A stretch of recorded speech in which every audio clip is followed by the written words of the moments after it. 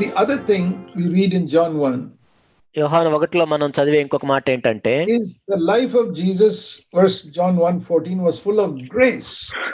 యోహాను 1:14లో కృపా సత్య సంపూర్ణుడు అంటే సంపూర్ణమైన కృప కలిగి ఉండటం. We saw what truth is. సత్యం అంటే ఏంటో చూసాం. Now let's look at grace. ఇప్పుడు కృపను చూద్దాం. The life of Jesus is full of grace. యేసు ప్రభు యొక్క జీవము సంపూర్ణమైన కృపను కలిగి ఉంటుంది. They didn't have this in the Old Testament. పాత నిబంధనలో ఇది లేదు చూడండి. Verse 17. 17వ వచనం. It was only law in the Old Testament. ధర్మశాస్త్రం మాత్రమే ఉండేది పాత నిబంధనలో. But now there is not only truth but grace came through Jesus Christ. ఇప్పుడు మనకి సత్యం మాత్రమే కాదు ప్రభు ద్వారా కృప కూడా కలిగింది. And verse 16 it says we can now receive grace upon grace. Verse 16. 16వ వచనంలో ఇప్పుడు మనం ఆయన పరిపూర్ణతలో నుండి కృప వెంబడి కృపను పొందితిమి. That is why Jesus, even though he was a man like us, never sinned in his whole life. అందుకే ఆయన మన వంటి మనుషుడైనా కానీ ఒక్కసారి కూడా ఆయన జీవితంలో పాపం చేయలేదు. Now the devil says to us, yeah, Jesus did not sin because he was God. ఇప్పుడు అపవాది అంతా ఏం చెప్తా అంటే యేసుక్రీస్తు ప్రభు ఎందుకు పాపం చేయలేదు, ఆయన దేవుడు కాబట్టి అంటాడు. If he came and lived as God, then we cannot follow him. ఒకవేళ ఆయన దేవుడిగా వచ్చి ఇక్కడ జీవించినట్లయితే మనం ఏమీ ఆయన వెంబడించలేము. Because we are tempted all the time. ఎందుకంటే మనం సమస్త విషయాల్లో ప్రతిసారి శోధించబడుతున్నాం. So if Jesus came to earth and he was not tempted like us, he cannot say follow me. యేసుక్రీస్తు ప్రభువారు ఈ భూమి మీదకి వచ్చి మన వల్ల ఆయన శోధించపోయినట్లయితే ఆయన నన్ను వెంబడించమని అడిగేవాడు కాదు. Because when we try to live a holy life, we fall down. ఎందుకంటే మనం పరిశుద్ధంగా జీవించడానికి ప్రయత్నిస్తున్నప్పుడు పడిపోతున్నాం. Let me ask you, if you don't know how to swim, ఒకవేళ మీకు ఈత కొట్టడం రాదనుకోండి, can an angel take you to a river and say, okay, follow me, I'll tell you how to swim? ఒక దేవదూత వచ్చి నన్ను వెంబడించండి నేను మీకు నేర్పిస్తాను అన్నాడు అనుకోండి, and he flies across to the other side, ఆ తర్వాత ఆయన వెళ్ళిపోయాడు అవతల వైపుకు, and he says, come on, jump into the river and follow me. కాబట్టి నదిలో దూకి నన్ను వెంబడించన్నాడు అనుకోండి, you say, I can't follow you, you got wings, I don't have wings. నేను నిన్ను వెంబడించలేను ఎందుకంటే నీకు రెక్కలు ఉన్నాయి నాకు లేవు. And if Jesus came like God, it is like that. కాబట్టి యేసుక్రీస్తు ప్రభువారు ఒక దేవుడిగా వచ్చి ఆ విధంగా చెప్తాలానే ఉంటుంది. మరి you have to say, Lord, you say follow me, but I can't follow you because you are God. ఓ ప్రభువా నన్ను వెంబడించని మీరు చెప్పారు, నేను వెంబడించలేను. That is a lie of the devil. అపవాది చెప్పే అబద్ధం ఇది. Was Jesus God? యేసు ప్రభు దేవుడా? మరి of course he was God. అవును, ముమ్మాటికి 100% ఆయన దేవుడు. ఆయన పరలోకంలో ఉన్నప్పుడు he was God on the earth. భూమి మీద ఉన్నప్పుడు కూడా దేవుడే. But he never used the power of God when he lived as a man. కాబట్టి దేవునిగా ఆయన కలిగిన ఆధిక్యతల్ని ఆయన మానవుడిగా వచ్చినప్పుడు వాడుకోలేదు. He lived like us without using his power as God. కాబట్టి ఆయన దేవునిగా ఉన్న ఆధిక్యతలను విడిచిపెట్టి మనవలే జీవించాడు మానవునిగా. That's why he had to pray. అందుకే మరి ఆయన ప్రార్థించాల్సిన అవసరం కూడా వచ్చింది. Jesus prayed more than all of us have ever prayed. మనందరికంటే కూడా ఎంతో ఎక్కువగా ఆయన ప్రార్థించాడు. మరి do you know the meaning of prayer? ప్రార్థన అంటే ఏంటి అర్థం? Prayer is, Father in heaven, I need your help. That is prayer. ప్రార్థన అంటే పరలోకమందున్న తండ్రి మీ సహాయం నాకు అవసరం అని అడగటం. And Jesus prayed means he was saying, Father, I need your help. యేసుప్రభు ప్రార్థించాయంటే మరి ఏంటి అర్థం? తండ్రి మీ అవసరం నాకు ఉందనే కదా. What does that prove? మరి అదేం రుజువు చేస్తుంది? That he needed help, otherwise he could not live a holy life. ఆయనకి సహాయం అవసరమైంది, లేనట్లయితే పరిశుద్ధమైన జీవితం జీవించగలిగేవాడు కాదు ఆయన కూడా. Hebrews 4. హెబ్రీయులకు రాసిన పత్రిక 4వ అధ్యాయం మనం చూసినట్లయితే verse 15. 15వ వచనం. That Jesus is a high priest who can sympathize with our weaknesses.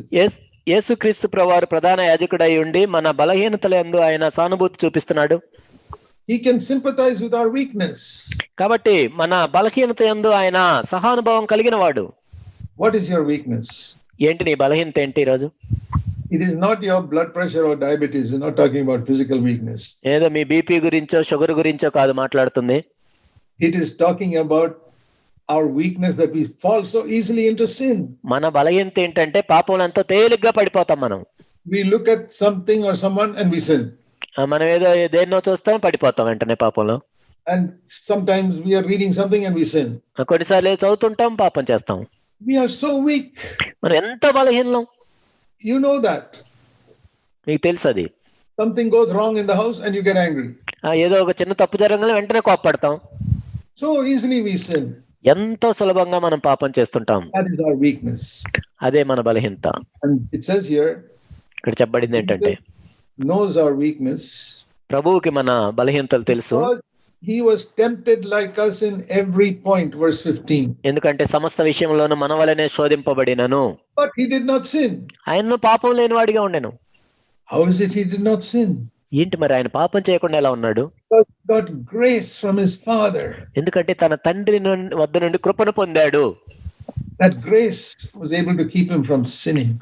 పాపం చేయకుండా ఆయన కాపాడింది తండ్రి యొక్క కృప మాత్రమే. So, because Jesus lived like that, యేసుప్రభు ఆ విధంగా జీవించాడు కాబట్టి, see what it says in the next verse.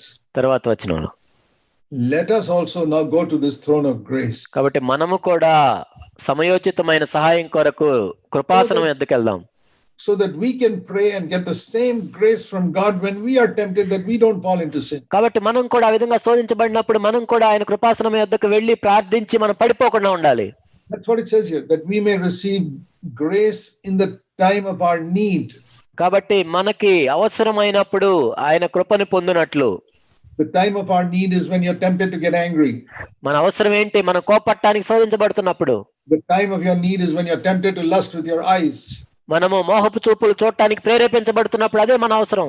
The time of your need is when you're tempted to murmur and complain about something. సనుగులు ఫిర్యాదులు దేని గురించో మనం శోధించబడుతున్నప్పుడు అదే మన అవసరం. When you're tempted to get anxious and worried about something. మనం దేని గురించో చింతిస్తున్నాం, అది మన అవసరం. We are in need the whole day. ఎందుకంటే రోజంతా మన అవసరంలోనే ఉంటాం. మరి అలా అయితే మరేం చేయాలి? Say, Lord Jesus, you also lived on this earth and was tempted like me. ఓ యేసు ప్రభువా, నీవు కూడా ఈ భూమి మీద జీవించి నా వలె శోధించబడ్డావు కదా. But you got grace. కానీ మీరు కృపను పొందారు. And you did not sin. ఆయన్ను పాపం చేయలేదు. Now I'm coming to that same throne of grace. నేను ఇప్పుడు అదే కృపాసనం ఎద్దకు వస్తున్నాను. Give me this grace. ఆ కృప నాకు ఇవ్వండి. Then I will not sin. అప్పుడు నేను పాపం చేయకుండానట్లు. In Luke chapter 2, లూకాసు వార్త 2, we read when Jesus was a small child. యేసు ప్రభు ఒక చిన్న బిడ్డగా ఉండటం మనం ఇక్కడ చూస్తాం. A small boy in Nazareth.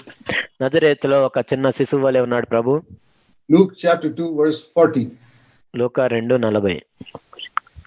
The child Jesus continued to grow and become strong. బాలుడు జ్ఞానముతో నిండుకొని ఎదిగి బలం పొందుచుండెను. And he increased in wisdom. ఆయన జ్ఞానము నిండుకొనెను. And see this, the grace of God was upon him. దేవుని దయ ఆయన మీద నుండెను. That means over him, over like an umbrella over his. అంటే ఒక గొడుగులాగా దేవుని కృప ఆయన మీద ఉంది. See, if you have an umbrella, the rain does not fall on you. నువ్వు గొడుగు పట్టుకున్నట్లయితే వర్షం నీ మీద పడదు. And you have the umbrella of grace, sin cannot come into your life. కాబట్టి కృప అనే గొడుగు మనం కలిగినట్లయితే పాపం మన మీదకు రాదు. That is the meaning of being under grace. కృప కింద ఉండటం అంటే అది. And so it says here, the grace of God was upon Jesus. దేవుని కృప యేసు మీద ఉండెను. That's why he did not sin. అందుకే ఆయన పాపం చేయలేదు. Not because he was God. ఆయన దేవుడని కాదు. He was God, but he did not use that power. ఆయన దేవుడే కానీ ఆధిక్యతను ఆయన ఉపయోగించుకోలేదు. Now the Bible says to us, ఇప్పుడు బైబిల్ మనకేం చెప్తుందంటే in Romans 6:14, Roma 6:14లో, that if you allow this grace to come over you, Romans 6:14, sin will not rule over you also. రోమా 6:14, ఆ కృప మీ మీద కూడా ఉంటే, మీరు ఆ కృప కింద ఉంటే పాపం మీ మీద ప్రభుత్వం చేయదు. But if you don't have this grace over you, you will sin. కానీ మీ మీద ఆ కృప లేనట్లయితే మీరు పాపం చేస్తారు. You can be a member of CFC or any church. మీరు సిఎఫ్సి సంఘ సభ్యులు అవ్వచ్చు, ఏ సంఘ సభ్యులైనా If అవ్వచ్చు. you don't come under grace, you will sin. మీరు కృప కిందకి రానట్లయితే మీరు పాపంలో పడిపోతారు. See Hebrews chapter 13. హెబ్రీయులకు రాసిన పత్రిక 13. What does grace do? కృప ఏం చేస్తుంది? Hebrews 13 and verse 9. Hebrews 13 verse 9. Hebrew 13:9. It says it's good for your heart in the middle of that to be strengthened by grace. కాబట్టి కృపను బట్టి హృదయం స్థిరపరచుకున్నట మంచిది. Grace is a power. కృప అంటే శక్తి. To strengthen you. నిన్ను బలపరిచేది. For what? దేని గురించి? To fight against temptation and overcome temptation. శోధన మీద పోరాడి దాన్ని జయించటానికి. That is how we overcome sin. ఆ విధంగానే మనం పాపాన్ని జయించగలం. So grace and truth came through Jesus Christ. యేసు క్రీస్తు వలన కృపా సత్యం అనుగ్రహించబడెను. Now today you have understood the meaning of truth, you have understood the meaning of grace. కాబట్టి ఇప్పుడు మీరు సత్యం అంటే ఏంటో అర్థం చేసుకున్నారు, కృప అంటే ఏంటో అర్థం చేసుకున్నారు. And this is the life of Jesus God wants to give us through the Holy Spirit. యేసు క్రీస్తు ప్రభు యొక్క ఈ జీవమును పరిశుద్ధాత్మ ద్వారా దేవుడు మనకి ఇవ్వాలని కోరుకుంటున్నాడు. Because the Holy Spirit is called the Spirit of truth. ఎందుకంటే సత్య స్వరూపయోగ ఆత్మ అని పరిశుద్ధాత్మని పిలువబడ్డాడు. And he's also called the Spirit of grace. మరియు ఆయన కృపా సంబంధమైన ఆత్మని పిలువబడ్డాడు. He's the Spirit who brings grace into our life. మన జీవితంలోనికి కృపను తీసుకొచ్చే ఆత్మ. You read that also in Hebrews chapter 10 and verse 29.